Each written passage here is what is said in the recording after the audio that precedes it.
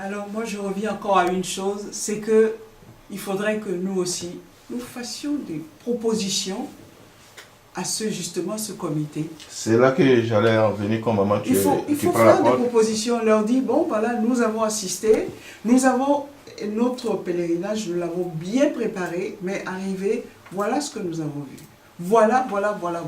C'est vrai que dans le temple, ça fait un peu souk de voir comment les devanciers se déplacent, avec le seau, mais en fin de compte, la plupart ne savaient pas si c'est vraiment la communion ou si c'est... Voilà. Donc, conclusion, ça, pour quelqu'un qui arrive pour la première fois à Imeko, on est complètement perdu et déstabilisé. Mais pour les gens qui avaient l'habitude aussi de ce qui se passait dans le temps, pour eux aussi, c'est la même chose. Donc, faisons des propositions qu'on va déposer, qu'on envoie ou qu'on dépose au comité via Papa Emmanuel Ochofa.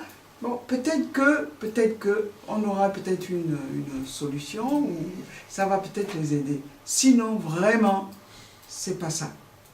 Parce que quelqu'un qui a fait des matines, qui s'est préparé, a pris son billet d'avion, et puis ce culte de 24, c'est très, extrêmement important pour le pèlerin. Et puis se trouver dans cet état-là, c'est très, difficile. Ça veut dire quoi, matine, préparatoire matine? Parce qu'aujourd'hui, si tu poses la question aux célestes, aux chrétiens célestes, nombreux sont ceux qui ne connaissent pas matine. Pour pouvoir faire le culte de 24, alors qu'il y a une préparation qui s'appelle la préparation matine. Voilà. Est-ce que de ce culte ou bien de cette action, ça commence quand et ça finit quand et ça commence à quelle heure? Parce que le matin, moi je peux faire matine à 8 h du matin. C'est un peu plus compliqué, c'est pas 8 h du matin. Et dans les bouquins, dans les choses qui sont, surtout dans ce livre qui a été fait, tout est expliqué là-dedans. Les matines, on les a dedans. Ces matines, ce sont des séances de prière qui débutent le 17, dans la nuit du 17 au 24 matin. Non, dans la nuit du 17 au 18 et qui dure jusqu'au 24 au matin. Donc chaque jour, le chrétien céleste qui va au pèlerinage ou même qui veut affronter la fin de l'année, qui va vers la fin de l'année, se doit de faire ces pèlerinages-là, ces matines. Et ça commence à quelle heure? Ça commence à 4 h du matin. Bon, ça là, les devanciers qui vont dans les saints des saints, vous pouvez peut-être expliquer mieux que moi. Mais ce qu'il faut rappeler, c'est que c'est pas quelque chose qu'on improvise. C'est depuis la naissance de l'Église que cela a toujours été respecté. Il faut que les gens le sachent. C'est pas quelque chose que nous, on est en train d'inventer. Depuis la naissance de l'Église, ça a toujours été. Dès le premier pèlerinage que Dieu nous a accordé à Sémé, en 1947, on avait déjà commencé à faire les matines. Le 9 novembre. Et jusqu'à la disparition du prophète pasteur fondateur, il faisait toujours cela. Et après lui, ceux qui connaissent cela ont continué à le faire. Ceux qui suivent le chemin de Papa Ochofa ont continué à le faire. Malheureusement, beaucoup de chrétiens célestes ne le savent pas. Raison pour laquelle on dit qu'il faut que nous revenions dans aux fondamentaux. Maman, tu me parles le 29 novembre, c'est quoi? Ce que le frère vient d'expliquer, oui, ça a été depuis samedi 29 novembre 1947, il y a des matines existent. Maintenant, il faut peut-être qu'on explique un petit peu comment ça se passe et comment, je ne sais pas comment on peut encadrer ça. Le mieux à faire, c'est de prendre les références du livre et à la page 119, si ma mémoire, voilà, on verra toutes les informations concernant les matines. Il faut préciser que c'est l'ordre du culte. Le dernier. Le dernier ordre de culte qui a été, restauré et rétabli avec plus ample information et détails pour tous les cultes de l'Église du christianisme céleste et leur faisabilité et tous les détails sont dedans. Vous regardez à la page 119, vous aurez toutes les informations concernant... Quel dernier ordre de culte? Faut préciser. De 1984, mais ça se lit sur la page. Oui, Ça, c'est c'est le dernier ordre de culte Voilà. laissé par Papa Oshofa. Alléluia. C'est sur le dernier ordre de culte laissé. Mais après son départ, nos grands frères, nos grands devanciers, ils ont peut-être volontairement ou involontairement, ils ont mis ça de côté. Et donc, ils ont rajouté aussi, chacun a fait plus ou moins un peu sa petite sauce, et du coup, ça a éloigné beaucoup de célestes de la vérité. Donc, ça, cet ordre de culte, c'est le dernier ordre de culte que Papa Oshofa, fondateur de l'Église du christianisme céleste, a laissé. Maintenant, ça a été réédité par qui? Mais ça a été réédité, réexpliqué. Voilà.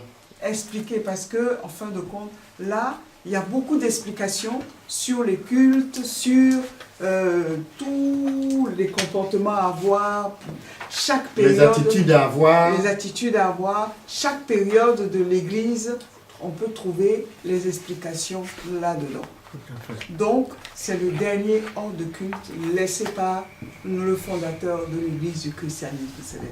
Et justement, si les gens reviennent à cela, ça évite tous les débats, imeko ou pas imeko, s'aimer ou pas s'aimer, allumage de bougies à droite ou à gauche. La pléthorique des soutanes. C'est ça, tout ça là. Bon, donc, si les gens veulent bien revenir aux fondamentaux laissés par Papa, le fondateur prophète, il faut voir ce livre-là.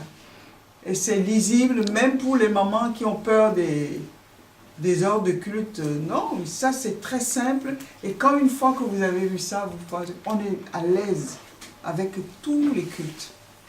Donc il a été codité par quel devancier?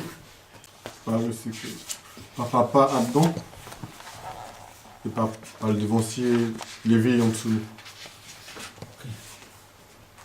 Et c'est nouveau, enfin pas nouveau, mais l'ordre de culte est sorti quand? Réimprimé quand? C'est sorti? C'est c'est sorti le 3 octobre 2018. Et ça, c'est aussi à la disposition de tous les fidèles, tous les chrétiens célestes. Tous les chrétiens célestes. Pas seulement les devanciers qui vont dans le Saint des Saints, mais tous les mamans, les fidèles, tout le monde. Parce qu'une fois que vous avez ça, je vous assure que vous êtes à l'aise avec tous les cultes, tous les événements de l'Église du christianisme céleste. Voilà. Donc, il est bon que les gens se voient ça et essayent de voir ce que ce sont ce qu'on appelle les matines, puisque nous allons vers la fin de l'année. Et ça, je peux vous assurer que ça fait un bien fou. En tous les cas, moi, j'invite tout le monde à faire ça. Et vous-même, vous verrez la suite. Ok, donc j'en profite en même temps, vous allez parler, j'en profite en même temps de donner le prix, le prix du livre pour ceux qui veulent. Pas ceux qui veulent. Tous les chrétiens célestes sont obligés d'avoir pour être dans le vrai. Et le message du pasteur dit, cet ordre des cultes... Quelle page, maman? Pardon. Page 13. Page 13. Page 13. Du livre en question. Voilà. Maman, tu peux lire maintenant. Voilà. Cet ordre des cultes est très important. Aussi est-il obligatoire et nécessaire pour chaque chrétien céleste, comme pour chaque chrétien céleste dans le monde entier, de s'en procurer. Et ça, c'est le dire de... Il n'y a pas seulement que les responsables paroissiaux qui doivent en posséder. Et ça coûte combien? 18 euros. 18 euros. Et ça, c'est le dire de... que tu viens de lire. De pasteur. De quel pasteur? Parce que là, quand tu dis pasteur, là, on va revenir encore dessus. Le pasteur Papa Emmanuel Mobina Oshofa. La question que le pasteur est mal posée, puisque dans l'église du christianisme céleste, nous savons qu'il ne peut y avoir qu'un seul pasteur et un seul berger. Yeah. Donc le fait de poser quel pasteur, c'est un peu induire en erreur. Merci. Et surtout que ça a été créé depuis 1984. Donc déjà, depuis 1984, tous ces fondamentaux étaient établis. C'est juste que des détails ont été apportés. Donc voilà un peu ce qu'il faut pour ne pas que les uns et les autres se fassent brouiller le cerveau par un tiers ou un X ou un Y. Ayez ce livre-là. Quand vous êtes dans un culte, vous savez ce qui doit être fait, comment ça doit être fait, la longueur interminable des cultes que nous avons pour des gens qui vont au pèlerinage depuis minuit jusqu'à au-delà de 8 heures, c'est inadmissible. C'est pas possible. Il faut changer ce genre de choses. S'il faut morceler les choses, s'il faut le faire en plusieurs parties, il faut vraiment réfléchir ces choses-là. Même ceux, je suis obligé de revenir sur ces points-là, même ceux qui reçoivent la communion, qui reçoit la communion? On ne sait pas, c'est dans un tohu-bohu, pas possible. Mais non. Si tout le monde doit revenir au Nigeria, à Imeko, il faut vraiment réfléchir toutes ces choses-là pour que l'Esprit de Dieu revienne avec nous par la crainte de Dieu, que nous puissions glorifier le nom de l'Éternel. Amen. Et puis, question organisation, nous avons vu une vidéo de M. De Surgy qui nous montrait une communion qui se prenait et c'était très bien organisé puisque les gens ils faisaient l'accueil, ils avaient des tickets en main pour savoir qui a pris ou pas sa communion. Donc c'est une sorte d'idée qu'on peut remettre parce que on ne va pas dire que c'est l'Afrique, c'est mal organisé, il y a une organisation déjà, mais peut-être elle n'est pas uniformisée. Donc nous pouvons aussi travailler pour cela. Et nous disons tous que nous sommes des enfants de Papa Oshofa. Donc si nous respectons Imeko, nous devons aussi respecter les modèles des soutanes. Pour les femmes, pour les hommes, porter la bonne tenue avec la bonne sangle, etc. Nous ne pouvons pas aller à Imeko avec des soutanes qui ont des plis, des fermetures éclairs, ou bien qui sont trouées. Donc c'est aussi pour respecter la mémoire de Papa Oshofa, nous devons aussi faire attention aux tenues que nous portons. Oui, pour rebondir sur ce que le dévancier dit, il est aussi utile et important pour nous que c'est que le prophète a dit en 1961, en octobre, si j'ai bonne mémoire, d'après, en août, autant pour moi, en août 1961, que nous puissions revenir là-dessus. Je parle plus précisément pas seulement des tenues, mais aussi de notre attitude. Notre attitude quand nous venons au culte, ou bien dans des milieux comme le pèlerinage. Nous savons que nous sommes chrétiens célestes, c'est vrai, mais nous devons respecter un certain nombre d'éthiques. Nous savons que ce soit les maquillages, que ce soit les vernis à ongles, que ce soit les clinquants des bijoux, c'est des choses qui sont proscrites dans notre Église. Mais malheureusement, ce sont des choses qui ne sont plus respectées maintenant. Et même à Imeko, on a vu que les gens viennent ne respectent plus trop cela. Et même au niveau des dentelles également, c'est des choses que vraiment il faudrait que nous puissions revoir, parce que c'est pas cela qui nous amène vers le Seigneur. C'est pas cela. C'est l'attitude de notre cœur, la pureté de notre cœur et la sincérité de la relation que nous avons avec Jésus, qui est là dans la stricte application de l'enseignement que Jésus nous donne, que peut nous permettre d'aller au ciel. D'où ces choses-là, je crois qu'il est temps que nous abandonnions cela. Parce que nous n'avons pas à copier le monde, c'est le monde qui doit nous copier. Mais aujourd'hui, malheureusement, c'est comme si nous courons vers le monde, alors que c'est le contraire.